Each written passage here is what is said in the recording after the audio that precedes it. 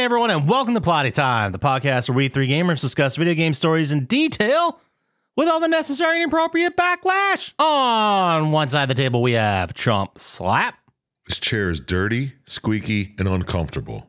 In other words, it's right up my alley. On the other side of the table is Dr. Syintist. There are some who say Hitler's skeleton is in the trunk. Others say just a spare tire. Now, I'm a busy man, and I haven't checked yet. My name is Poppascotch, and as I always say, a panther could have done this. They're on the rebound. They're fucking again. Welcome to Plotty Time. 40 eggs? That's a big fucking pile of garbage. I'm the farting demon in this relationship. I'd be an awesome rich person. You're both just an embarrassment. God, I'm awesome. We're talking Tom Hanks and his vehicle. Yeah, I had my finger in my mouth waiting for you to finish. You gotta get 4 balls or something. Dick piercing? No, you know damn well I'm fucking that demon. It's still sexy. How could that be close and not be Yeah, right? just kill some random dude. If you want cheese, you get a milk. You're waiting for pee. No, I can hate on it. It sucked. Boners. Hey everyone, and welcome to Plotty Time, the podcast that says welcome to Plotty Time 3 times in the first fucking minute that we start every episode. Welcome to Plotty Time. Yeah. That's 5. Thanks, guys. Appreciate that. But let's start where we always start. What are you playing? What are you watching? What are you doing? What's going on with you, Dr. Syintist? Not too much. I had to work a lot this week. Oh, bummer. So I did play more of Overrogue. It's just... Still easy? Yeah, it's just way too easy. Okay. I'll just play through it, beat the game, and then start something else next week. Yeah, so you know you can just pick it up for a minute and just... Yeah, just run through something real quick. Yeah. I haven't had any trouble with it whatsoever. That's kind of a bummer. Yeah, if it was balanced better, like Slay the Spire or something, it'd be better. But it's not. That's the problem with these games. Yeah. It's hard to be balanced correctly. Make everything worthwhile playing. Right. But what I did do is I watched a show called Bodies. I've heard of this. Is it good? Yeah, I enjoyed it. What's it about? It's in the first episode, it has 4 time periods, and the same dead body appears in each time period. It's like 2023, 1940, 1900, and 1860 or something like that. It shows up. And it shows like all these different... Oh, and in the future, it shows up too. There's like a 2060 something. It's the same dead body in the same position? Yep, same dead body, same person, same position, everything. And each one's a different detective investigating it, and goes on through how this is. You find out how it happened and how weird it gets. It was really good. I enjoyed it. Very sci-fi. How many episodes is it? 7 or 8. Is it a mini series or is it like going to go on? I don't know. It shouldn't go on. Because it was just the one story about Yeah. this. Okay. Did you get through the whole thing? Yeah. Nice. Okay. Yeah, you figure out how it is, like what's going on through the first like 6 or 7 episodes, and then it shows an episode from the bad guy's point of view, and then it shows the end. So this is called Bodies. Just Bodies. What's it on? Netflix, I believe. Maybe it's English, but it's not an American show, but it's still good. Very good. All right, yeah, fucking man, it sounds neat. It's I remember watching like a new Netflix thing. Like every month there was a show I had to watch. Yeah. there's so much stuff on it now, you can miss so much so easy. Yeah, it's ridiculous. But there's nothing like I'm getting hyped for on Netflix. It's always like, oh, that came out. You know what I mean? I don't know. Maybe it's just me. Well, they always sneak one in there, like Love, Death, and Robots came out. And you're like, Yeah. what the fuck? Yeah. Or you're like, oh man, I should watch that again. You're like, I'm 3 seasons behind. What? Yeah, exactly. Yeah. I don't know. I don't have my finger on the pulse of the Netflix nation. You know what I mean? That's why you got to join like sci-fi Reddits and stuff, so it reminds you of these things. Yeah, since I don't tweet or anything anymore. Yeah. So, yeah. Threads is getting better at making me remember when things are happening, but it's still not like good old X was back in the day. Yeah. I hear you. Before their hard right turn. Yeah, which was just before ours. Yeah, I mean, Threads it's getting there, but I like what I do like about Threads is something's not there, a feature's missing or something, and everyone bitches about it, and then like a month later it's there. Like they're adding to it, they're working on it. They're people like to making an forget effort. that it's new. Yeah. And yeah, that it's they don't make any money on it yet because there's no advertising or anything. So people just have to chill the fuck out. Oh, no advertising. I should get on that. yeah, there's no advertising it. You should check that out because it's very nice to see, just post after post and not a fucking ad or placement or something. Yeah. Sweet. Oh, and then you can get super mad when they finally do. Yeah. Put ads back. And then I can quit that. Yeah, exactly. It's awesome. Then you'll go to Mastodon or some shit. Mastodon's cool for certain things. Like if you want super nerdy The fuck is science Mastodon? things. And I don't know anything that's going on anymore. Dude. Yeah, Mastodon was when X became shitty, The very beginning. and everyone was desperate for something else. It was when Blue Sky was trying to get its feet under it. Yeah. Fucking Mastodon was a replacement. These were all like temporary things, and then Threads came out, and everyone's like, "Oh, I just need to click one button in my Instagram." Okay, great, and then everyone went to Threads. Mastodon still has its purposes. I couldn't get on Blue Sky because you had to be invited, and then I just stopped trying to get on. Yeah, Maybe I'll resurrect my Instagram. We'll see. Yeah, I had to get Instagram to get Threads. I don't know. I don't feel like I'm missing anything except for everything you guys talk about. I'm on Instagram quite a bit, but always just lurking, never really posting, and that's where you hear about a lot of stuff. Yeah. Well, that's always on Threads now. So Yeah. Yeah, and I'm trying to I was really mad about what they did with Reddit and the admins and that whole kerfluffle that went over, and I didn't like the CEO's remark, so I made the personal decision to not go on Reddit anymore, except for, of course, the best subreddit that's there is Plottytime. Obviously. And now I feel like an asshole because everyone just went right back, and I'm like the only person that's not on Reddit anymore. If I didn't go on Reddit, I don't think I know anything that's going on, which is pretty sad. it didn't bother me when that all happened in Reddit because what the fuck? It's free for you to use. Stop complaining about what people do with it. I know it's a dickhead thing, but I wasn't as mad about the decision to disable the third-party things because they're a business and they own it and they can do whatever the fuck they want as far as allowing apps in. Yeah. So I wasn't as mad about that. It was the CEO that came out and had all those statements of being like, well, tough fucking shit. Well, all CEOs are garbage. You're not going to fucking boycott everything, you know? I know. I wish I could. I wish I could boycott. you got to pick and choose your boycotts. You really do. Like, I would love to not eat at Taco Bell and drink Pepsi, but I got to. I know.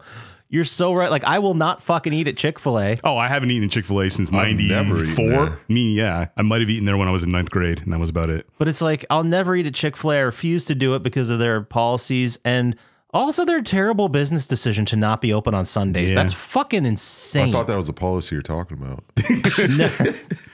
No, And it's I like, wish. all right, I can't go to Home Depot, so I got to go to Lowe's. So unless the Lowe's CEO becomes more of a dickhead than the Home Depot guy. I wish I didn't use Amazon. I know. I know. God. Oh my God. But it's like you're forced to. Like, there's nothing that can deliver this amount of. Yeah. I hate it. I hate it so much, and I still have to do Some's it. easy. Like, okay, I can not listen to Kid Rock. That's easy. Yeah, right? But there's a couple David Gilmour songs on Pink Floyd that I can't listen to anymore. But then I just got to say, oh, this is ridiculous. I don't know. It's too much. This is a whole other conversation we can have a whole fucking episode about. Yeah, right? Because like the only thing I can do as a consumer is not give money to the people I don't like. Yeah. And it's just the problem is there's so many pieces of shit running companies out there that I can't do that equal. Like you can't live your life in America doing that to every company that's a piece of shit. Usually people who are CEOs are there because they're pieces of shit. So that doesn't help. That's how you get in. Yeah, it's like landlords. system's great, guys. System's going great. Not my landlord, though, Capitalism is great. You see, you got to find the one good one, and then you got to boycott all the others. which I'm doing. Well, this is the problem, and I don't know if you guys have seen this, but I see this a lot on like Instagram because for some reason when someone starts like a small business, Instagram's like the first place they go to advertise. Yeah. So I've seen like products come on there that are new, this new company, they have a quality thing. I noticed this with one of the coffee companies I use. I won't, Yeah, I don't remember their name, but like the coffee originally, when I ordered it, it had like racing themes and it came in like a little mock oil can. Oh, that's awesome. And it was really cool. It was great coffee. And then as time went on, like the box got shittier that it got delivered in. And now the container's like smaller. And then now it's not an oil can. Like you could just see them doing all these things to save money. Well, to make more money. To make more money, exactly. And you just, every product starts out with like, we're doing it right, man. We're going right by everybody. And then it eventually gets to a point, we need to make more money. Like, we got to do this. Never go public. Never. You know what I mean? Never have All right. shareholders. Yeah, all right. Now that we got that done with. Did you watch anything, Dr. Scientist? Is that where we are? No, we already talked about bodies, and I didn't get much time to watch anything else. Just a couple episodes of Doctor Who and more of Questing for Glory. All right, cool. I started the 9-hour Breath of Fire Jesus 2 Christ. run, but the guy's voice is really annoying, so I might just skip that one. Some of the guys are just annoying. You got to skip the whole thing. Yeah, I hear that. Boycott them. Yeah, exactly. If only I could boycott them all. But yeah, that's all I did. Poppascotch. What'd you play, watch, and do? Oh, I'll start with what I watched. We watched a movie that wasn't in the movie bowl, but we both hadn't seen in a long time. We were kind of excited about it, so we watched After Midnight again. Oh, I was thinking of watching that myself. Oh, This week. fucking Eric Clapton, man. You can't listen to his music either. He's a dick. He sure is. He's a real piece of shit. I'm sorry, you said it's After so- Midnight. It was making me. I don't even know. That's a song. Yeah, I don't. No, yeah, After Midnight is it's an indie film. It's a smaller film, but it's about a dude who his longtime girlfriend left, and you're just seeing like the alcoholic aftermath of his home and him in his house. And he's like, every night has a fucking sofa jammed up against the front door because a monster's trying to attack his house. Is a monster And it's really like- trying to attack his house, or is that like a metaphor for drunkenness and depression? You Well- ever saw this? No. Oh, it's fucking good. Yeah, check it out. It's pretty fun. What's it called? After Midnight. Yeah, it's on Hulu. Yeah, and I think it's like it's a slap pocket, isn't it? It's like 80 or 85 minutes. Yeah, it's pretty short. I'll throw it on the list of movies that sound good you guys talk about that I never watch. Oh, my list is getting so large. I know, me too. It's I'm going to go through and ridiculous. delete some of these because it's like 3 scrolls long in my notes. Like you guys talked about this 3 years ago. It gets to the point where I'm like, I don't remember which one of you guys recommended it, but one of you Yeah. did 9 years ago. All right, what else did I watch? Well, a classic American film that was inspired by the video game I just platinumed. The wife had never seen RoboCop, and we had to fix that, so we OG watched RoboCop. RoboCop. Was she The a OG. better person for seeing it? Yes. I'm like, you got to watch this movie. It's fucking ridiculous. She's like, I don't really want to. I'm like, no, it's great. And we watched it, and she's like, that was fucking ridiculous. I'm like, yep. That's what I said. She's like, that was awesome. I'm like, yeah, it's Paul Verhoeven. No one does satire with as many explosions as Paul Verhoeven. So then watched, those were like the fun ones, and then it got dark. We watched Better Watch Out because it's Christmas and a horror movie, which that's a tough watch if you don't Never like saw the whole that. kids getting murdered thing. Huh. I have no problem. I don't even know what you're talking about. I think you guys have both seen it, or at least Chump Slap. maybe. It's the one where the kid, I think he's like 12-ish, and his babysitter comes over, and his parents go out. One of his parents is played by Plotty, Oh. and it's basically like a very, very dark version of Home Alone. I don't think I've seen it. Oh, yeah, yeah. Is it good? It's not bad. I think as far as Christmas horror films go, it's up there. It's one of the better ones, All right. but it's not top It's not a tier. ringing endorsement. No. I think it's good. I mean, we've watched it like 4 times now over the years. Yeah. It's a difficult watch, but it's good. Yeah. And then speaking of difficult watches, I don't know, have you guys ever seen the French film Inside? Is it body horror? Sounds like it. Sort of. It's about a woman who was in a car accident, which while she was very pregnant, that killed her husband. So now it's Christmas Eve, and she's like ready to like deliver the baby. She's that close. And a home invasion happens, and a woman comes in trying to get that baby, if you know what I mean, Wait, maybe I did see it. with scissors. Yeah. Oh, yeah, I saw that. Yeah, it's pretty gnarly. It's okay. I thought it was done very well. Yeah, it's okay. We also watched, they made an American remake of it. Maybe that's the one I saw. But it was the American remake. Everyone was speaking English, obviously, so you'd know if you saw that version versus French in the other one. I don't. It's been years. Okay, well, the American remake's real bad. It treats it more like a 90s horror film, if that makes sense, like the vibe of it and how unserious it is. The cops show up and then she sneaks in while the cops are there. Yes. Okay, then I saw the American one. Yeah, it's not the American one. It just doesn't hit the same. No, I've never seen either of these. Well, see the French one. Don't see the American one. Sounds good to me. Or watch the American one first and then see the French one. The one with Yeah. Willem Dafoe that came out this year. Inside. No, I think it's a different movie. I think it's called. I know it is. I think it's called something else in English, in American. Whatever. And then last thing we watched, Countdown. We watched that again. Countdown. I believe we've all watched that. It's where The you one with the download the app that Oh counts yeah, down to the your one that death. told me I was going to die in 3 years. That's got to be coming up. I got till I was 72. You lucky fuck. Man, I don't remember what I got because I know I did it too. What a great app integration for a fucking movie. Yeah, I have less than 30 years to go. Dude, I better start catching up on my backlog. got to find out what episode that was and when we recorded it. I could, if I still did the Instagram hashtags, I could probably figure it out. Yeah, well. Who cares? So then the game I played, obviously I played Shell, and Are you still pissed off? I mean, it does happen a lot. They said they released a patch that they said fixed it, and everyone's like, what the fuck are you talking about? You didn't fix shit. So that's been fun. But the game I started and put about 20 hours into. Whoa. Elden Ring? Alan Wake 2. Oh, should have saw that coming.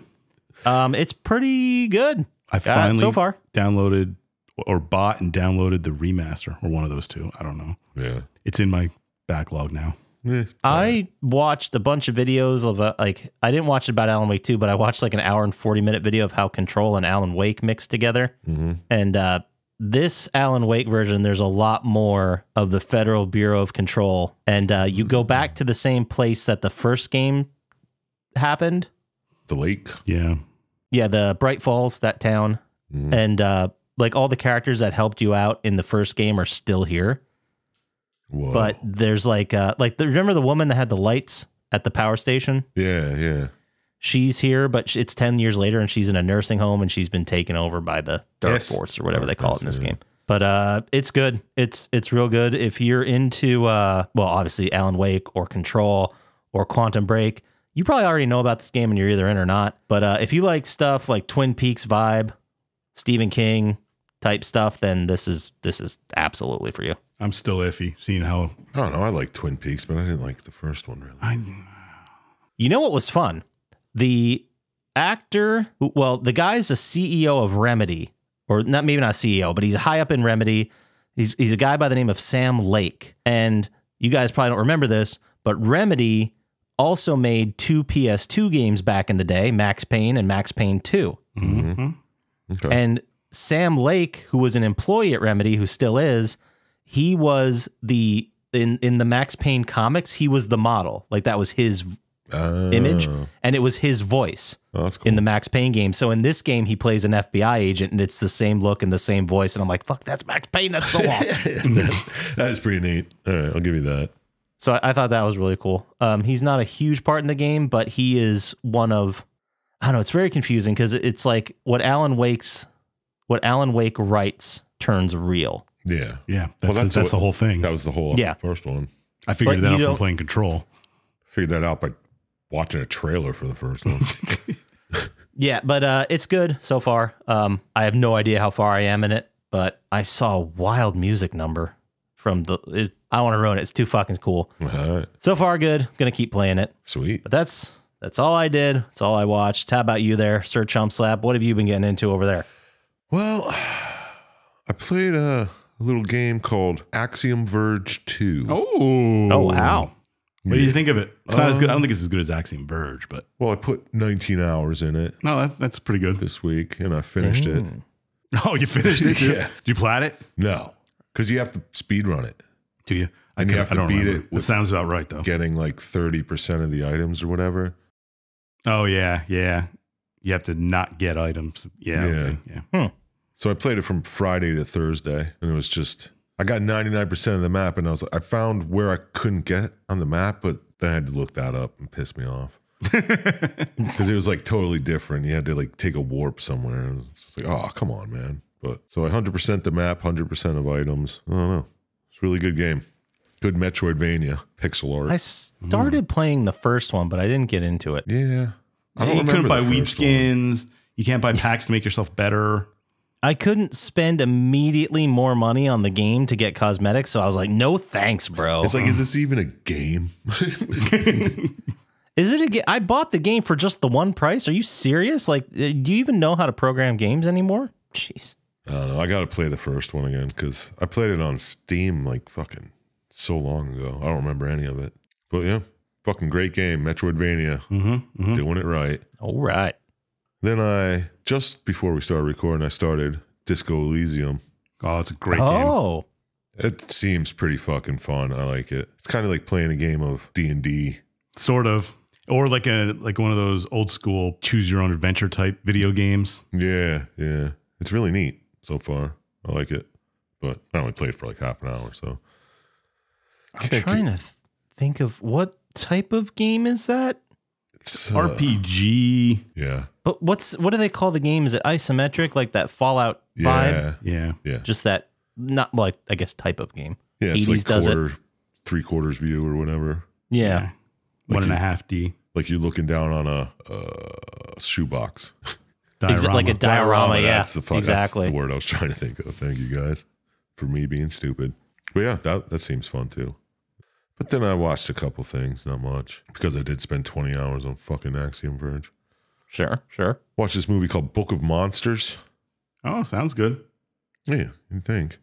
There's a bunch of girls throwing a party when their dad's out of town, and someone shows up and like reads from a like a Necronomicon or something, and awakens all these like demons. Like there's like a Wendigo, and then the fucking killer lawn gnomes. It's fucking weird. Killer lawn gnomes. Yeah, Pretty sweet. yeah.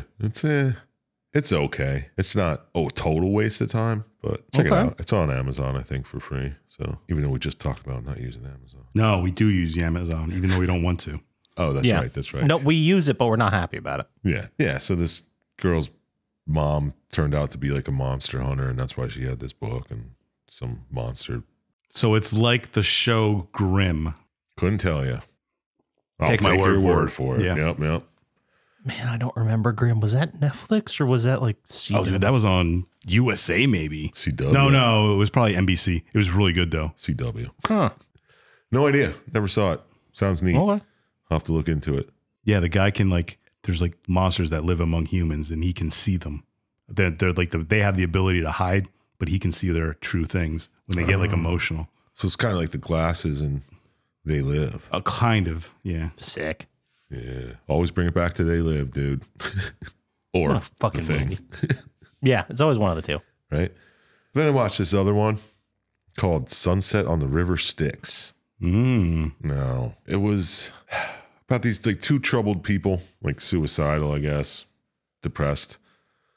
They meet up, they hook up, and then one of them meets up with like a vampire and becomes involved in this vampire cult, gets the other one to try to transform, but fucks it up, and then he's half transformed and he starts like skipping through time.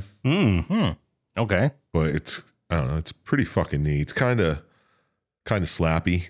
Oh, Little neat, pretty much heart. Nah, I wouldn't say that. There's heart in it though. Not too much though. No, but Okay. it seemed like it was the way they wanted to make some grand movie, but execution was a little off. It seemed like maybe the director's first movie or something, but still worth your time. A little slow in the beginning, but check it out. Sunset on the River Styx. all right. Okay. Cool name. I know, that's why I watched it, and the trailer made it look more slappy than it was, but there's still slap in it, so give it a chance. Or no, Okay. I don't give a shit. I'm not here to tell you what to do. I recommend it or fucking don't. Go to hell. I don't care. Whatever. I'm not your mother. But that's all I did this week. All right. Well, then with that being said, let's go ahead and move into the Plotty Time vibe check. Ooh. What's going on with that vibe? I don't know. Did you see that? I think it was a shooting star. No, it was a vibe. Do we need to keep this bit going? I think we should. I think we I should. think we should come up with a name. Ooh, yeah. Change the music, maybe. The vibe check. Okay, yeah. Sorry, got a little steamy there. Oh, let me wipe off my glasses. We got shit to talk about, starting with PlayStation is about to delete a ton of TV shows that users already paid for. Yeah, sometimes that happens. Yeah, that happens all the time. You hear about I think that's bad. Yeah, Right? it's Yeah, fucking it stupid. pretty much should suck, but it's what you deal with, man. They should give you a partial refund at least. At least, I mean, when you buy it digitally, you expect to have it forever, do you not? Like, No. isn't that the expectation? No. No, that's What why, is as long this, as the that service the exists. 2010s? that's why you never buy like a movie digitally or something, because then they could just choose to take it off their servers, and you're like, what the fuck? Yeah, I don't understand. The whole reason I brought this up is because I feel like there's going to be a push at some point to bring back some physical media here. It already exists, man. You buy them all the time. Yeah, but that's just me, and I'm a weirdo that collects stuff. Yeah, Well, now it's going to start getting harder that's for you. fair. I mean, vinyls are still around. Who fucking buys them? Lots I of know. people. Hipsters, usually. Yeah. Ooh, I just bought a Battletoads vinyl. Oh shit! Nice. Which one? It was from a website. I think it was called Hard Times. Is it the double pink vinyl? Yes. Nice, with Alex Pardee art on the cover. Yeah, I haven't listened to it yet. I just got in the mail yesterday, but I bought that and the t-shirt that they have in their store that says I'd rather be playing Sega Bass Fishing. It's pretty sick. I like that. You should buy that and our Weedskin shirt. Man, oh, that'd be so cool. By the way, you can go to our store right now and buy that Weedskin shirt. Go get it. Oh shit! I'm wearing it right now. It's sick. Look at him. Whoa. Man, I've really committed to that. I got to make that. No, you do. I really want to buy it. Yeah. When's that episode come out? Isn't it Thursday? Oh, fuck. We talked about it probably like 3 weeks ago. Yeah, so it's gotta be this week. Yeah. We talked about it in the Spec Ops episode, which is it's coming out in, oh boy. 2 weeks ago. On this. All right, I'll get to work on that. Okay. Yeah, that way it exists. You can buy it now. But yeah, so they're deleting a whole bunch of stuff from Discovery. So probably a move by that Zaslav guy over at Warner Brothers. So Mythbusters, Naked and Afraid, tons of other Discovery shows are just they're ripping them off the service, and it doesn't matter if you paid money for those because you don't get to keep them. Suckers. They should have been ready for this because that's what happens. Yeah, it's not the first time I've heard news like that. Yeah, so I guess moving forward, if you're gonna buy something digitally, just rent it for the $3.99 or whatever it is. That's what I do. Yeah, or buy the DVDs. DVDs. Kidding. Blu-rays. And then, did you guys see the photos released? And they talked a little bit about the new Fallout series coming out in April. I heard a little bit about I it saw the trailer. Dropped yesterday or today. 2 weeks ago. I didn't see the trailer yet. Ooh. I just saw like Do yourself a leak favor. that came out. Yeah. Get on Threads and see everybody talking about I it. don't want to spoil it, but dog meat rips apart a rad roach. It's pretty cool. Fucking sick. Other than Wow, that, it was I don't know. first announced in July 2020. It's premiering April 2024 on Amazon Prime. Not much has been seen, but there's a whole bunch of set photos that were released, including Walter Goggins looking like a ghoul. And he looks pretty good. Yeah, it's pretty cool. I saw that. Nice. I really thought they would go with more of like, how do I put this? Like a more apocalypse, brown, dirt, grossness. It seems that way in the trailer. Yeah, but if you look at the pictures, they're very colorful. Like the vault suits really pop. Well, with they that do in blue. the game too, because those are all clean. Yeah, I think that's the thing. Like they're really being faithful at least with the aesthetic of the game. Yeah, it seems neat. I'm excited. I hope it's good. I don't want to get my hopes too far up. No, I have zero hopes for it. I'm already skeptical about it, but I don't know. Watch the trailer and tell me what you think. Yeah. Oh, I will. Also, there's another trailer coming out. As of recording now, it has not been released, but the Grand Theft Auto 6 trailer is dropping this week All right, in our time. I'll play the game if it's not too expensive, but we'll see. There's like all kinds of rumors coming out. They're saying that the game is going to cost like $100. Yeah, fuck Yeah. that. which- Because people will pay it. Right, Yeah, Poppascotch? Of course they will. I mean, if it's sick. It's VR. No, I mean, that's a lot to ask, especially when you have fucking shark cards paying for God knows how much extra money from that fucking Grand Theft Auto Online. Imagine how much Weedskins are going to cost. They're going to be like $50 each. Yeah. Well, you better set up. It's probably going to be in a loot box you got to buy for a chance to get. They're good at not doing that, I don't think. Yeah, I don't think they really have done loot boxes just because there's so much other stuff. When was the in last that game they world you can released? spend your currency on. That Rockstar released? No, are you sure? Red Dead Redemption 2? I think so.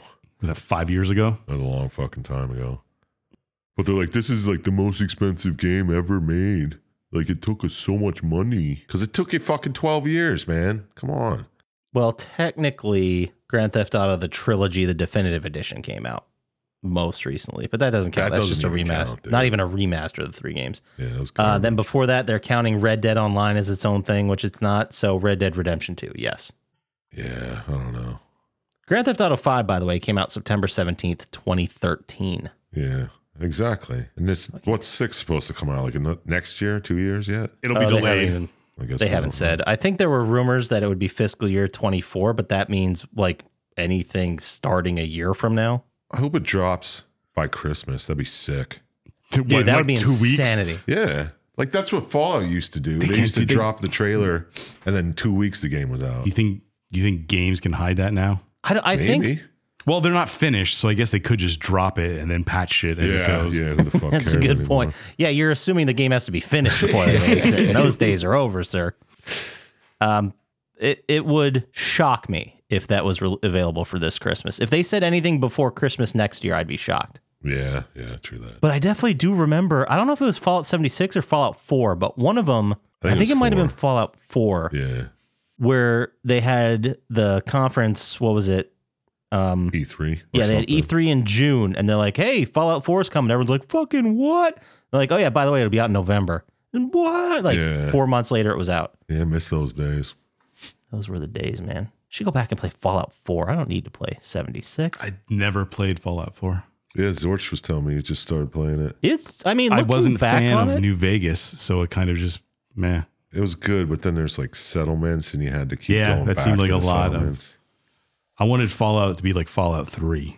Yes, I want to play a single player Fallout 3 again. Yeah, but in Fallout 4, I think the story was a little on the weak side, and the settlements were terrible. I like the idea of building your own your own settlement. That part is fun, but the fact that you would be, you accidentally just stumble into settlements and you now own them and now you're responsible for them.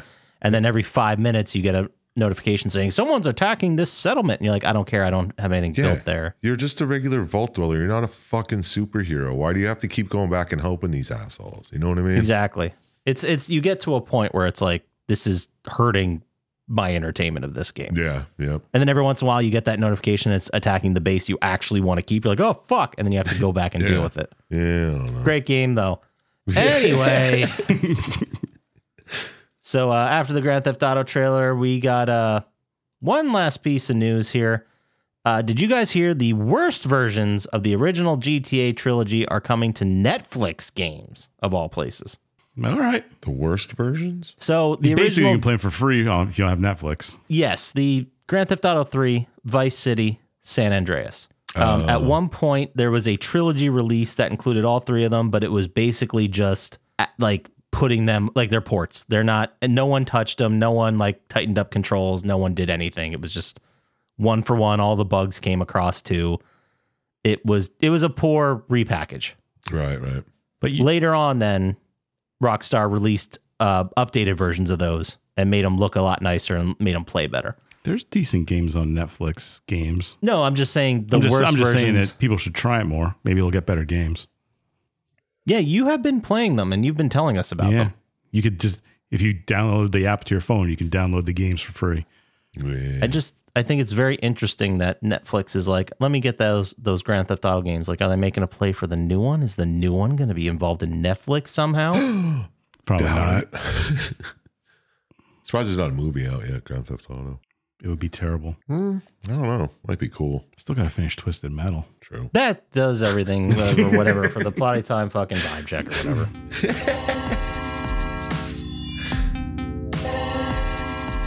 All right, guys, let's get to the game. How about it?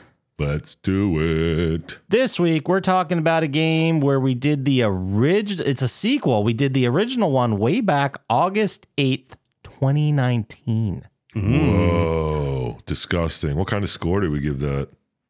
We gave it an overall of 58. Holy shit, it has to be the highest game we've ever scored. It's got to be up there. It's probably top 5.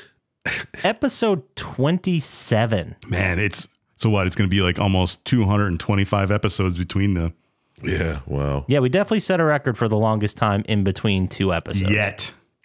So far. Yeah.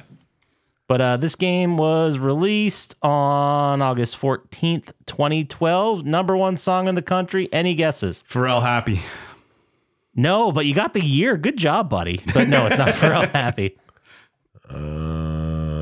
Beyonce. Remember, the world is ending like 2 weeks after this game comes out. We also, just to give you guys a little hint, just in case we don't have to call Long Island Sal again, we just did this 2 weeks ago. That boy is I believe. mine. No, the other one that we heard a very, very amazing rendition of beat poetry. Oh, fuck. I can't remember. I can't remember it either. Should we call him again? Have him do it again? I thought you were going to have a conference call this time. Not happening today. No, not today. Not today. I don't have it in me. We gotta plan that. Well, why does that have to be in you? You just got to call him. Oh, that's a good point. What does it have to do with me? We'd have to just call Long Island Sal It's and not ask hooked him up to the roadcaster. Yeah, the conference call system is all it's fucked. It's all out. It's broken. We got to fix it for next time. But yeah, let's go ahead and give him a call then, I guess. I can't remember what it was. I'm sure he's sitting by the phone. He's probably taking a shit. Hey guys, how's it going? It's Long Island Sal. Been a long The time, Islanders Alan Sal. fucking rule. It sure has. Why didn't you guys call me last week? Well, we kind of, every week I ask them about what the song is, and they actually got it right this time. Well, that's fucking new. They never get it Tell right. him the rules. Yeah, I know. Well, are you ready to sing us this song? No, I'm not gonna sing it because I hate this fucking song. Oh, But you like Taylor everything. Swift. Who? Come on. You know who Taylor Swift is. Well, yeah, but that's not who we're talking Okay, about all right, today. all right. I'm gonna go ahead and do the beat poetry thing again. Like my idols, Gregory Corso, Gary Snyder, and like Louis Ferlinghetti. He's one of the better ones. That's great. Can you just do it for us? Yeah, okay, here we go. Fine. You fucking be like that. I threw a wish in the well. Don't ask me. I'll never tell. I looked to you as it fell, and now you're in my way. I trade my soul for a wish. Pennies and dimes for a kiss. I wasn't looking for this, but now you're in my way. The stair was holding. Ripped jeans skin was showing. Hot night wind was blowing. I remember that. Yeah, I Where remember you that think part. you're going, baby? Hey, I just met you, and this is Carly Rae crazy. Jepsen, Call Me Maybe. Yeah. But here's my number, so call me maybe. That was riveting. Loved it. Thank you. I love singing and beat poetry. Yeah, we got it. Thank you. You can leave now. Okay, next week I might conference in some people. I'm going to see what I can do. That's great. Thank you. All right, Nice. bye, guys. Man, what a great guy. He's going to call his friends and get him on here too. It's weird how he knew about the plan. We didn't even tell him about it. Yeah, right? All right. Well, Come to think of it, that's a continuity error. let's go ahead and blow past that. And number one movie in the country on August 14th, 2012. Any guesses? This is different than last time. 2012, starring John Cusack. No, I'll read the tagline for you. Maybe you'll get it. I'll be impressed if you do. But the tagline is "Back for War. What most people call hell, they call the retirement home." Gone fishing. No, Frozen 2. no. But as soon as I say it, that retirement home thing is going to make sense. But the synopsis is: Red. mercenary leader Barney Ross, Lee Christmas, and the rest of the team reunite when Mr. Church hires them for a seemingly easy job. Expendables 2? It is the Expendables 2. You nailed it. Never saw it. Damn. It was fine.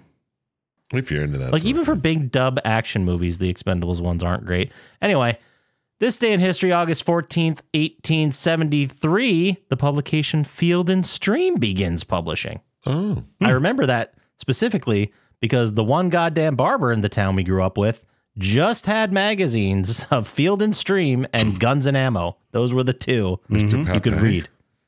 Waiting for your haircut. No, the one at the top of town across from Uptown Video. Oh, yeah, he was out. Oh, that's where the rich kids went. Yeah.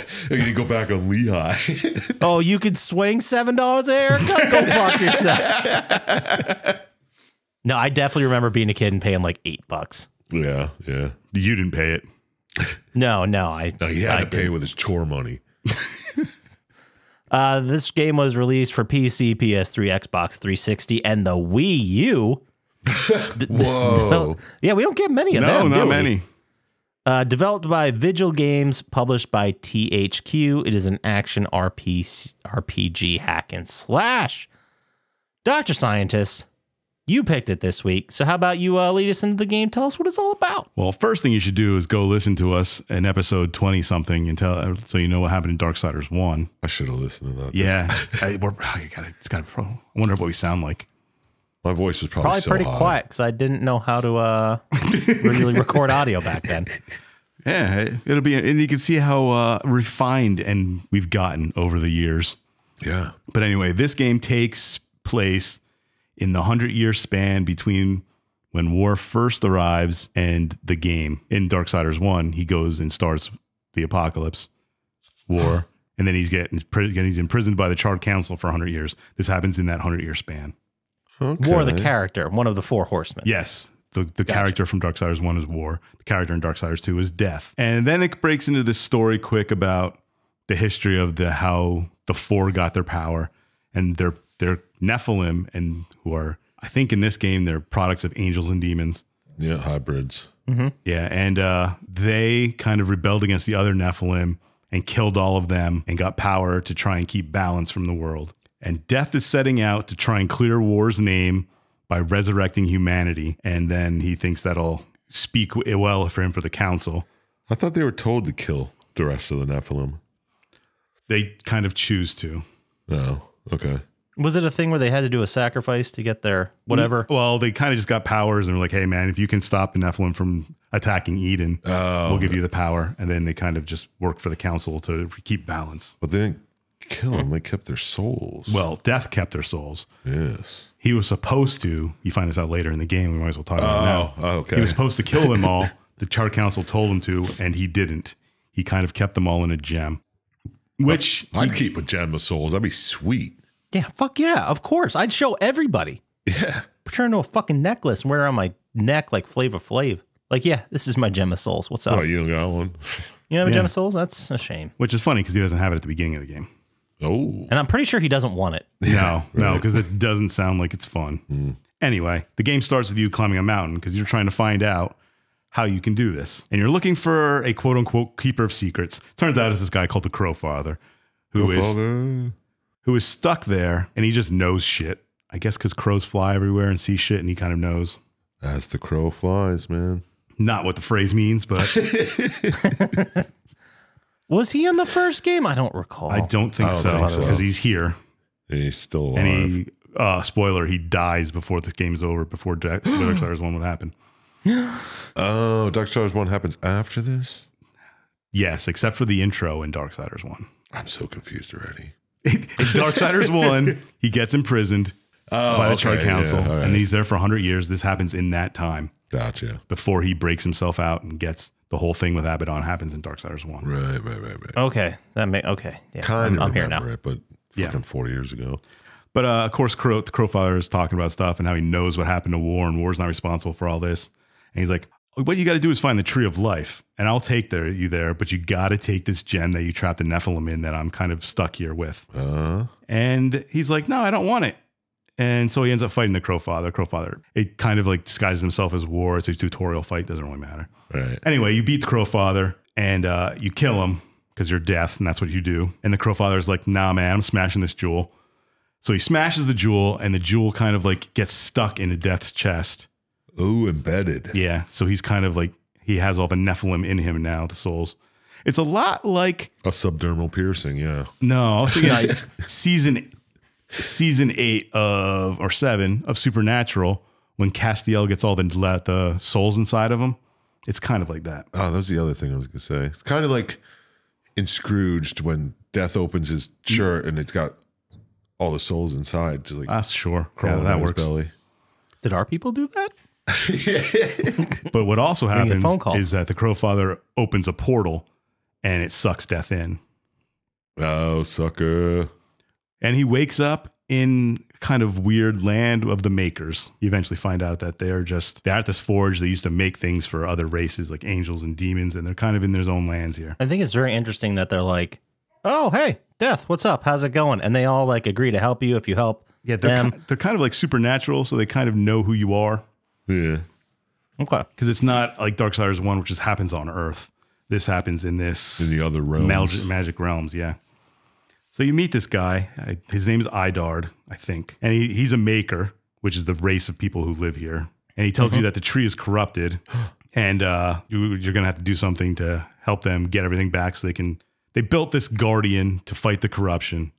And there's some stuff you have to do before we can do that. And you can't even get to the Tree of Life until we do that. So that's what you got to do.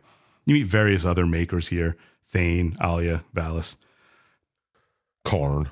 I was getting to them because you don't find him here. Oh, you don't? He's a small pup out adventuring. He's like the adventurous young maker. Okay.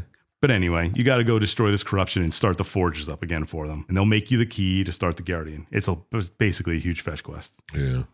So you can fight your way to this cauldron, and that's where you meet Karn, who's just a young maker. I mean, he's just as big as the other ones. He's just younger than him. Yeah. And he helps you fight through the cauldron, and you fight a boss, whatever, and you start the fire flowing back through to the forge.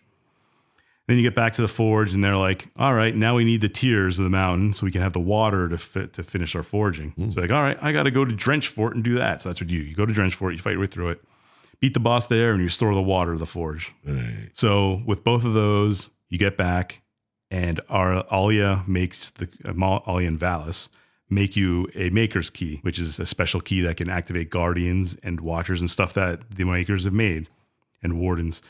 So you go to this warden. The last one that's alive, well, the last one that's here, because the rest of them, they tell you that when the end time started in Darksiders 1, all the wardens were taken to fight in the battle, because that was the maker's part in this. But there's only one that stayed because he wasn't activated, and he's still here. So you go and wake him up, and he's just a big, giant golem type thing. And he takes you to a place called the Foundry, so you can find the Guardian, which is what you need to fight the corruption. Right. So he gets this big bridge. He makes some weird noises. The big bridge shows up. You cross over to the Foundry. You fight in there. Karn helps you, and then you activate the Guardian. First, you needed to find 3 stones to activate the Guardian, and one of them was corrupted. And you're like, oh, whatever, man. This will be great. It'll be fine. Don't worry about it. And you throw them in, and then the Guardian gets corrupted and then goes on a wild rampage. Oh, jerk. Yeah, it was very dumb of death, but he does it. So you follow this Guardian as he's going on his rampage, and you eventually end up in a spot, and you find Idard fighting him, and he's getting his ass kicked by this giant Guardian golem. And he's like, nope, I'm done. You're up. And then Death fights him. Neither of you's played Shadow of the Colossus, but it's a battle like that kind of. Okay. And you fight the Guardian, you destroy all the corruption, and you kill him. The Guardian's in pieces, and Idard's like, well, I'm going to restore him free of corruption. And he sacrifices the rest of his life to revive the Guardian free of corruption. So there's a sack move filled in that bingo spot. Oh, wait. A piece of shit. Oh, sorry. Wrong one. Wait. Jesus Christ. He can edit all that out. Nope. He fucks it. There we go. There it is. No, he sacrifices himself. So now the clear Guardian gets up and destroys, it's like fighting the corruption, but it ends up destroying the corruption on the path to the Tree of Life. That's what you needed. Yep. So Death's finally there. He gets to the Tree of Life, which is where he's going to figure out how to do this. But the Tree of Life kind of like sucks him in because the Tree of Life is also corrupted. What? Yeah. So much corruption. So you get in there and you're confronted by a Nephilim in there whose name is Absalom, who Death conveniently killed. And he's like, no, I know what you did. He's the first Nephilim. He's the strongest. And he's like, I'm spreading corruption now because screw you guys.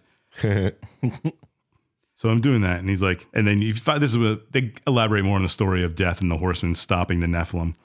And he tells them that the angels had heaven and the demons had hell and the Nephilim didn't have any land. And then Eden was created and given to humans. So the Nephilim tried to slay all the humans and take over Eden, but the Horsemen stopped them. And that's kind of how they got to where they are, that there's only 4 of them left. Okay. So after this, it kind of just like spits Death out into a place called the Deadlands. And he meets a guy named Ostrogoth, who's just a traveling merchant in the game. Mm-hmm. And he tells him that the tree doesn't actually have the ability to bring people back. The tree just sends you to where you need to be. Teleporter. Yes. It's like a sentient teleporter that sends you where you have to go. And he's like, what you really need to do is find the Well of Souls, because that's where all the human souls are now. Every soul in creation goes there and basically just sits there until it's able to be reborn again. So why doesn't the tree just send you to the Well of Souls? Because you don't have the ability to do the Well of Souls yet. Okay, so here's my confusion, and I'm going to try to articulate this the best way I can. So the way that Death is trying to resurrect humanity, clear war's name, going to the Tree of Life, like doing basically all this stuff, right? Like, is this, how am I supposed to put this? Is this like an established fact of something that can happen in their real world? Or is this like a myth that he's chasing to maybe make it happen? Maybe a mix of both. Does that make sense? Yeah. I think he doesn't know how to do it. He's just trying to He knows find a way to do it. they were made somehow, so Yeah. he figures they can be made again. That's what I. So it's more of like a myth. Like I heard this is something that could happen. No one's ever done it. So it's either got to be almost impossible to do or not exist. And he's like, I'm going for it. Yeah. yeah, he figures Okay. it's the only way to clear his brother's name. Yeah. Okay. So then Ostrogoth tells him that you have to find the Lord of Bones, because the Lord of Bones will tell you where the well is, because he's kind of the ruler over the dead. Great name. Great name. Lord of 10 out of Bones? 10. Yeah. Lord of Bones, 10 out of 10.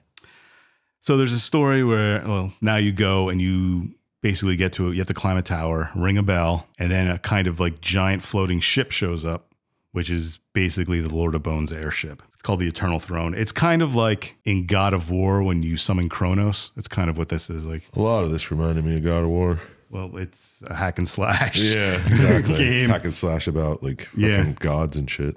The only difference is that Kratos fucking kills everybody. And surprisingly, Death is the one that doesn't kill every single person he runs into. Right? Yeah, because He can talk it out. so eventually you get to this place and you can't. The Lord of Bones is in the Eternal Throne, and they won't let you in unless you get the Chancellor's permission. So you go talk to the Chancellor, and he's like, "Hey, if you fight through the arena and beat our champion, you can meet with the Lord of Bones. I'll let it happen." Mm-hmm. So you go, you fight through the arena, you beat the guy here, and then they're like, "All right, I guess I gotta let you through to the meeting." So you go in and you talk to the Lord of Bones, and he's like, "Yeah." You tell him your plight, and you're like, "Oh, I know what you're doing." He's like, "I know where the Wells of Souls are. But I'm only going to do it if you do me a favor. You got to go hunt down 3 of my Lords of the Dead who are being slackers. They're all taking naps. Yeah. Long ass They're fucking naps. They're not here doing their job, and all these humans are dead now, and I got a lot going on here, and they're kind of just slacking." So you do that. You go find 3 souls of these guys. You basically have to fight them. They give you small tasks, whatever. Another one sends you to another place. You find the Judicator, Basilius, and Pharisee. You bring them all to the Lord of the Bones, and he's just like, "Hey man, you guys are slacking," and he kills them all. That was, I'm gonna admit that was kind of surprising. Yeah, I didn't see that coming. When I played the game, I definitely didn't see it coming. I thought there was something else was going to happen.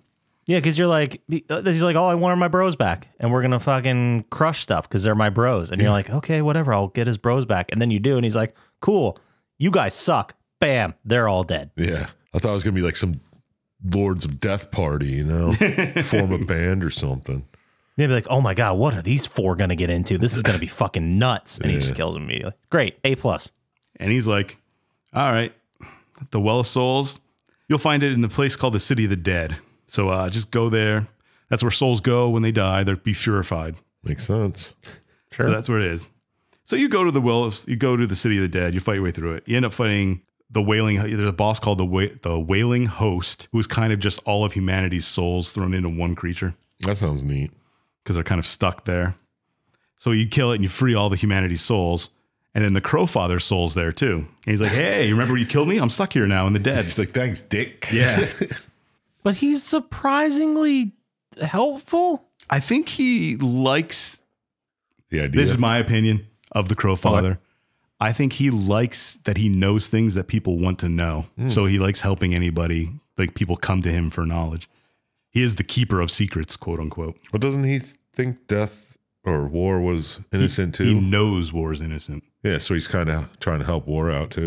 Yeah. I buy that, but I think in my mind, I mean, obviously I didn't see every single second of the game being played, but in my mind, I thought that maybe like because he died, he was more at peace. Yeah. He also doesn't have all these Nephilim souls bothering him too anymore. Yeah. Yeah. So it's Got all that kind of piece better. now. So he could see like kind of the forest through the trees and be like, "All right, your plight is noble. I'll help." And he knows that death is suffering with all those souls inside of him. So it kind of works out in the end, I guess. He's like, "Yeah, it sucks, doesn't it?" Yeah. I guess I'll give you it. And he tells Death that there's a key to get to the Well of Souls, and half was given to heaven and half was given to hell. Oh shit! Nice. So that people couldn't access, because no one ever would think that angels and demons would get together, and no one would have access to the Well of Souls. He also goes on some other stuff here of asking why the four horsemen were never told of it, and he's like, because they know what they would try and do with the power. Blah blah blah. He's like, all right, you've let humans go, and you can sacrifice all the Nephilim souls in you, and you can turn humanity back on, but you got to find these two pieces of the key. So he takes you back to the tree of life, quote, tree of death, one of the two. Mm-hmm. And first it takes you to this place called Lost Light, which is where the angels keep the part of the key. You end up fighting a bunch of corrupted angels. You find a guy there whose name is the Archon, who kind of just protects the key. And he's like, well, when all shit broke loose and the world was ending, a bunch of our cool shit was taken. He's like, find this rod of Arafel. It's on Earth. All you gotta do is go get it and bring it back to me, and I'll get you the key part and tell you where it is. So you end up going to Earth for a little bit, and you meet Uriel, who... Oh, from the first game. From the first game. This is before the parts in the first game, though. Mm-hmm. That sounded fake. That was real. And you find all the pieces of the rod helping Uriel out and their Hellguard fighting off all these monsters and shit that are affecting Earth. And you turn to the Archon, and he's like, hey, this guy over in the tower over there, he has it. So you go fight. It's the guy just called the Scribe, who I guess is sort of like Metatron. You fight him, and he's like, well, this is all a lie. The Archon has the piece of the key. He's fooled you. He kind of went mad. He's corrupted. So you have to go. So you eventually fight your way back over to him, fight the Archon, get his part of the key. Nice. You go back to the Tree of Life, and another portal opens up, and it takes you to this place called Shadow's Edge, which is where the demon key is taken. It's like the edge of hell, huh? Yeah, maybe. I assume. And you find out it's the realm of Samael. Ooh, heard that name before. Yeah, you did. And he keeps it here. But when you get there, the whole place is kind of like in ruins and kind of impassable for a lot of things. And another demon shows up, Lilith, who kind of... Classic demon. Calls herself your mother because she created the Nephilim and stuff, but she's a demon. And she tells you that Samael has been missing, but she has an ability to send you into the past when Samael's here, and you can get the key from him then. Uh-huh. So that's what she does. She gives you this power, and it's kind of a cool castle when you play the game because you can switch between the present and the past to try and fight through like puzzles and shit. I like that idea. And you get there and you find Samael in the past, and he's kind of you end up fighting him, whatever. And it kind of like ends in a stalemate sort of. And he's like, hey, I'm going to give you this key because I think you earned it. Good luck doing whatever you're doing. Because he doesn't know what happened because this all happens before the events of Darksiders 1. Yeah, he's like, dude, it's going to be a fucking hell of a show. Let's see what happens. I don't know. Nobody knows what happens. Well, yeah. Nobody's seen it Yeah, before. he's like, I want to see you fight this guy. We'll find it. Now, you may remember Samael's in Darksiders 1, and he's stuck on Earth, which is why he's not here during this time. Oh, yeah. Okay, that makes sense. Because as soon as the end started, he got stuck on Earth somehow. Part of what Abaddon does in the first game is stick him there. Anyway, so you end up getting both pieces. You create this key here, and you go to the Well of Souls, and you come across Absalom, the original Nephilim, the Avatar of Chaos. You eventually fight him, and you kill him, and then you go to the Well of Souls, and it's kind of like this whole thing. And the Crowfather, I think, is the Crowfather shows up? I think somebody tells you. I'm pretty sure it's the Crowfather. He's like, you have a choice here. You can either bring back all of humanity or all of the Nephilim, all of your brothers. And Lilith asks you to bring back the Nephilim. She's like, I want my children back. Come on, man. But Death decides that he's got to save his brother. And he's like, I'll sacrifice him and the lives of the Nephilim, the souls of the Nephilim, to bring humanity back. So he just jumps in the Well of Souls. Sack move 2. Sack move. Yeah, sack move 2. Wait. It's going to happen every time there's a sack move. Yep. Wait. Sack move. You got it. You should just label it sack move. I mean, it is, but there's like 60 buttons to get through, and it's always in the wrong spot. Let me try that again real quick. No, that's not the one. So that's the end. Then kind of like post-creditsy, it shows the end of Darksiders 1 when War beats the Destroyer and he smashes the 7th seal and summons the Horseman. And it shows the other Horseman coming through and Death's there and he's not dead. And it kind of gives this cryptic thing of there'll always be 4 riders. Yeah, that part, I was like, okay, what? I don't know if it's Death being resurrected. Because he summoned him Because he summoned him to Earth. I also... part of... I mean, this is kind of a nitpicky thing, But I remember vividly that sequence happening in the beginning of Darksiders, and they showed it, and it looked like meteors were crashing down. It was fucking awesome. Mm-hmm. Why didn't they just use that video again? I would have been so happy to see that in here instead of like a still frame. Well, because Darksiders 1's told from War's view, and Darksiders 2's Death's view. Still, that would have been cool. There's also another post-credit scene where it has Lilith talking to who she calls her master, doing some things. Satan, right? You would assume so, the head of demons. Yeah. But in the first one, that's kind of Abaddon, the Destroyer. I just want to say, if you liked comets crashing Earth with big creatures in it, you should have played Elden Ring and fought. Oh, geez. Starscourge Radan. Just saying. I've seen videos of it. It's pretty badass. I'm sure it is. Sure it is. But that's it. That's all of Darksiders 2.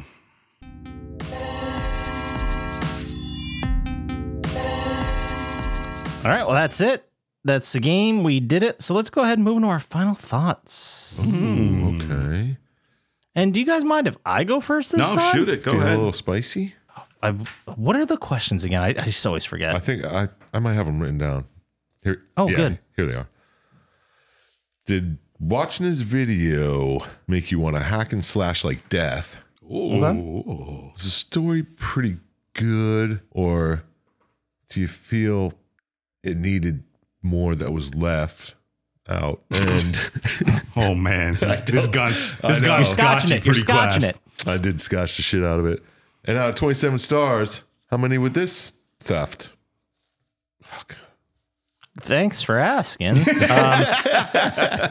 Come on. Did watching this video make me want to play it? I thought about that question a little bit, and I think overall, yes. But I remember trying to play the first one and originally going through as War, and I didn't get into it. I think it was just like I had just finished another hack and slash, and it was just kind of like too many hack and slashes in a row. Yeah. Probably felt like God of War too much. Yeah, and I put it down, and then I never went back to it, and I slightly regret that because this story is pretty cool. So I'm gonna say overall, I did kind of get nostalgic to play it again. Well, whatever nostalgic, I don't think that's the word, but I kind of wanted to play it again and revisit it because I feel like I didn't give it a fair shake. Fair, right? So sure, yes, I'll say it made me want to play it. Did the story work for me? I mostly like it. I like how, you could have easily just done a sequel with War. Well, I guess not easily. I think he died at the end of the last one, didn't he? No, he broke the seal in some of the other ones. Yeah, they all came. Oh, that's right. So they could have easily just picked off from from War story and then went through another game with War, and like the other characters were maybe integrated some other way.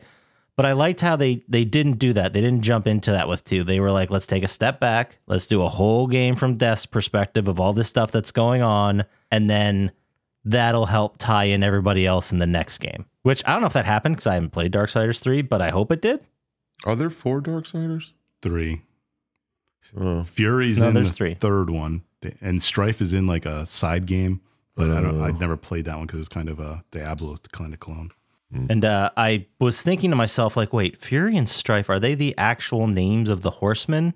No. But then I went down a rabbit hole of different interpretations of the 4 horsemen. And I'll tell you what, that's an interesting Wikipedia page. oh, I bet. Check that out. But so did the story work for me? I'll say yes.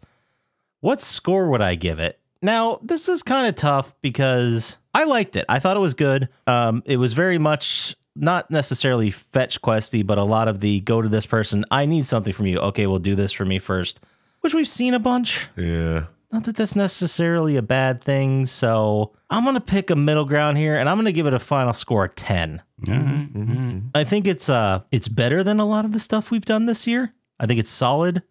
But it felt a little bit like we were kind of retreading like the same gameplay that happened in the first one, which I don't know. It seems like we were going through the motions just with a different character, so that took off some points for me. But That's fair. That's the fair. Crow Father was pretty sweet, so I'm going with a 10. System works. Right. But that's what I got, 10 overall. So let's go ahead and ask you there, Sir Chump Slap, what you want to pick for this game. Yeah, I'll give it a go. So did watching this video make you want to play Darksiders? Did the story work for you? I thought he was going to keep going. Or was it full of creepy spiders? And what score? I don't think there's a Out single of- spider. 27 stars, you think you'd win the acclaim of all the Outsiders. There was a bug boss, but it wasn't Spider. All right. Well, that was better than mine, but barely. That's like a Scotch 8. Barely beats a Chump Slap 2. Watching where the I'm at. video kind of made me want to play it. Well, maybe not this, but it made me want to play a hack and slash God of War game. When did this come out? 2012? Yeah. 2012, yeah. Yeah, I guess it was probably still good. I mean, it didn't look bad. Maybe. No, for the time, it looked good. Syintist, were there like upgrades and stuff in this? It had a loot and skill tree thing, kind of like Borderlands. Shut up. There was Borderlands like random loot? Yeah. You could find like unique weapons, which were always the same, but you could find random things. There might even be a crafting system to combine your stuff. I can't remember exactly. Probably at the forge or something. Yeah. Yeah, I might play it. Because in the video I watched, he always summoned the monsters, like the dead soldiers, to go running at them. I remember using that ability a lot. It was a cool ability. Yeah. Yeah. Well, now I kind of want to play it a little more. So the video made me want to play it, and now just, whatever. I want to play it. I probably won't, but did the story work for me? Yeah, I liked it. I mean, his whole quest is just to resurrect humanity. Yeah. I don't know how that's going to make his brother seem innocent. He's hoping it lets the council. Oh, it's like a little less severe because it's like, oh, it was just a temporary thing. Yep. Okay. Yeah. Yeah. I like it. What else is he going to do? He's got to try something, I guess. So yeah, it works. I like the characters. Characters were great. Good. They're all different. Samuel was cool. Crow Daddy. Was neat. Crow Daddy. Crow Daddy's sick. Yeah, liked it. Story worked for me. Except for like the whole, he sacks himself just to come right back at the end. But it wasn't, I guess, at the end. It could have been 90 years later or whatever. But yeah, then the voice is just like, well, they're always going to be there. They're Eternals or whatever. But they didn't explain it, so I guess there's more to come. He at least used all the Nephilim souls because the Nephilim can't come back. Yeah. They can't ever bring them back, I guess. Unless they sacrifice all humanity for Nephilim. I think the Nephilim souls are gone. Oh, humanity's souls are still there. Yeah. Gotcha. Whatever. Story worked. It's a good game. Good. It looked cool. Cool character design. Good stuff. So out of 27 stars, I'm going to give it I'll give it 11. Okay. Because that's reasonable. It was good, but it did, like Scotch said, there's a little too much filler with like fighting in arenas and fetch quests, but I guess that's just to make gameplay. I mean, what the fuck else are you going to do? But yeah, I'll give it an 11. All right. Well, there we go. That's an 11. So how about you there, Dr. Scientist? Okay. You're the star today. Here, I'll do it. Oh, you want to redeem yourself? Yeah, I'll redeem myself. Thank God. Did watching this video make you want to replay Darksiders 2? Was the story pretty good? Or was it just a bunch of poo? Nice. And out of 27 stars, how much did this game accrue? Perfect. Nailed it. Can't believe that just came to me. Yeah. Yeah, it was so smooth. It's almost like you had those words in front of you. Crazy. Sick. Very impressive. Would I play? Did it make me want to play it? I kind of did. I like the Darksiders games. I think maybe if they release a version with 1, 2, and 3, I'll just buy it and play them all again. Yeah, that's what I was hoping for. I'll be sick. I don't know. Hack and slash is always fun. Did the story work for me? I think it worked. I kind of like, it is kind of redundant, like you said, a little bit, but I like how it expanded on the world and explained all this stuff about how they came around. Kind of different part of reality of this universe, sort of. Kind of like how God of War, the newer ones, go to the different realms. Yeah, and use shit. the different realms. Yeah, that's exactly what I was thinking when I was watching. I was like, well, I like how it sort of explains all the Nephilim and how death feels bad, and then he still wants to save his brother more. Whatever, still pretty good. I like games about mythologies and whatnot, and it's fun to play, which doesn't matter really, but it gives it an extra star in my book otherwise. yeah, that's right. I gave it 13 stars. Bam. Just because I like how it expanded the Darksiders universe from Darksiders 1. Kind of works with it, tells a different thing of what happens when war is out, like out of commission, not out, but Right. so yeah, that'll be my score. Good stuff. What is that? 34. 34. Yep, gives us a total score of 34. And if you guys are keeping score, that's 29 points more than last week when we talked about Die Hard Vendetta. But some of the games around 34, back on February 9th, we talked about Indigo Prophecy. That got a 35. Oh, okay. Man, I completely forget what game that was. It was pretty neat. It was the one told from 3 different perspectives. It was the killer. At the end, it was a big thing between... You were trying to find the Indigo Child. Remember, people were taking over the guy who would make you kill things. And Nope. Shadow Warrior got a 36, and Sly 3 Among Thieves also got a 36 back in 2012. I was gonna say, I'm sorry, 2022. I thought, like, oh man, we did Sly 3 this year. Yeah. Wow. Good stuff. Good game. There you go. The system works. Mm-hmm. No reason to question it, and we're not going to question it because we're going to go ahead and move into our favorite segment of every week, which is Dr. Syintist Radical Pokemon Lock of the Pokemon. Oh, come on. That was my death metal voice. Every week we ask Dr. Syintist for 1% guaranteed Radical Pokemon Lock of the Week, and he's impossible. I am impossible. He's impossible to. He is let us not down. possible. Down let you. What do you got for us this week, Dr. Syintist? Well, we're just going to do my favorite rock Pokemon. It's just a Pokemon I love myself. He was one of my original 6 to beat the first Pokemon game. Oh, sick. We're going to go with the Pokemon, which I don't need to spell, Golem. With a G? Yep. I knew it. I was I'm going waiting to have to for write it. Pokemon. Yeah, probably. It's just a big rock type. Ah, nice. I'm pretty sure he weighs a lot. Probably pretty dense. What's an Alolan Golem? There are different places in the game you can go to, different areas. We'll call them continents, maybe. Looks like he's got rocket launchers. And Okay. some Pokemon have different forms if they're from different things. Alola, I think, is like a tropical island type thing. Oh, wow. It was after I played. It's probably Gen 7. Holy list of abilities, Batman. Yeah. Are they like different types of rocks? Yeah, it's usually a pretty dense rock, I think it is. And I also remember when Burger King made their Pokemon toys way back in the early 2000s, late 90s. Yeah. They had Golem, and it was like a top. You could spin it. Yeah, I do remember seeing that guy. I had him. I don't know where he went to. Kind of pissed I lost him. Probably still at Mom's house. Yeah, so he's 660 pounds at 4 foot. That's a dense motherfucker. Yeah, 4 Right. foot. Yeah, he has cool moves like Earthquake. He gets Rock Slide in later generations, which are great moves. Oh, he's got Magnet Pull or Sturdy. Sturdy, I think, makes you can't be killed by one-hit KO moves. Oh, that's good. Those piss me off. Magnet Pool sounds like you would take flying away from creatures, maybe, Makes sense. against enemies. I could be wrong. Maybe it's about stealing items. Oh, he does have a mineral egg group. Well, the thing that everybody also just fucking overlooks, and I always have to bring up, is the catch rate's only 45. That's 11.9%, guys. Damn, yeah, he's a tough guy.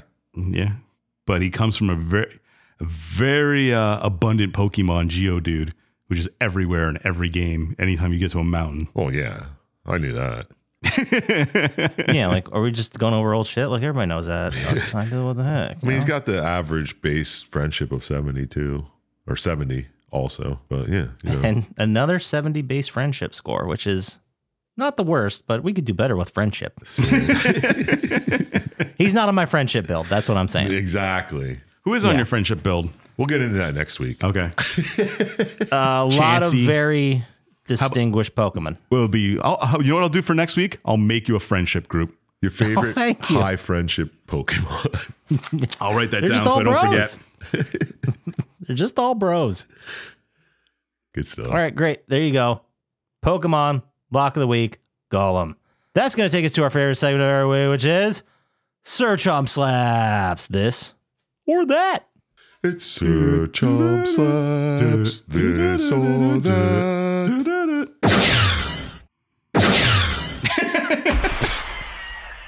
Every week, we give Sir Chump Slap 7 different prompts, and he has to tell us if the prompt I give him is one thing or the other thing. It's called this or that. This is the 40-something episode we've done this.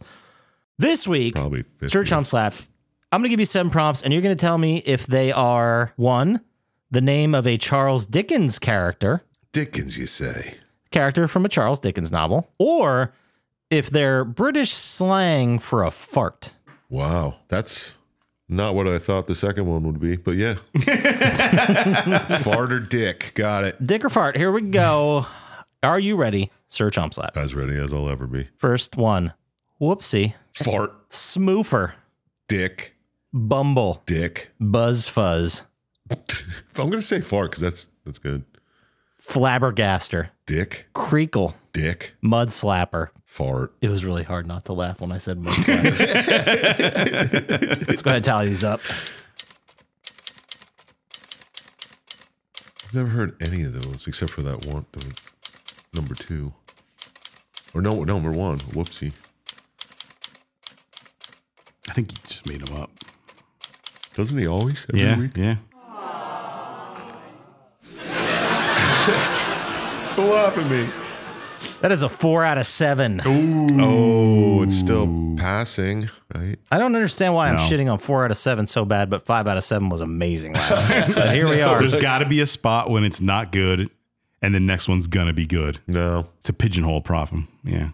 Yeah, that's all right. Well, it's better than I thought. To run this back, Whoopsie is a Dickens character, not a fart. Bullshit. I've heard British people say whoopsie. Yeah. Especially the way you said it. Say it again. Whoopsie. Oh, whoopsie, not whoopsie. Oh, whoopsie's the character. You said it wrong.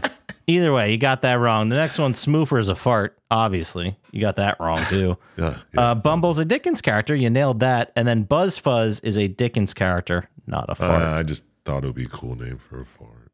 And then Flabbergaster, you named as a Dickens character. That was clearly a fart. And then Crickle is a Dickens character, which you got correct. And Mud Slapper that's definitely a fart. Yeah, man. All right. Well, we got one more of these left. And boy, I'm running out of ideas. So hopefully the last one's going to be a good one. Oh, I can't wait to see it. But let's say someone wanted to send us an email of a bunch of links to other this or that prompts that I haven't said yet that I might use in the future. Where would they send that email to, Sir Chump Slap? Well, don't, because we're going to record that before they hear this. Anyway, send it to plottytime@gmail.com. I'll read and respond because that's what I do. And Dr. Syintist, how would they get to us faster on the socials? At Plottytime on Instagram or Threads, or stop by the Reddit. And everybody post your own friendship Pokemon team for next week. Whoa, sick. Man, I can't wait to see these friendship Pokemon builds. And then you can also go to YouTube, like and subscribe there. It really helps us out. You can go to our store, plottytime.com. And that takes you to our eBay store where you can buy our super brand new weed skin shirt. And maybe, if you're lucky, by the time you get there, you'll still be able to buy a Derf shirt. But those things are almost gone. Almost, you guys. That about does it for us. So, as always, shout out to Superfan ERT5551. You know why. What? Blaine JJ, Drago the Slago, Gamers Little Playground, I am Panax, and Louise Guzman. Don't trust Dr. Syintist, and we'll talk to you next time. Peace. Peace.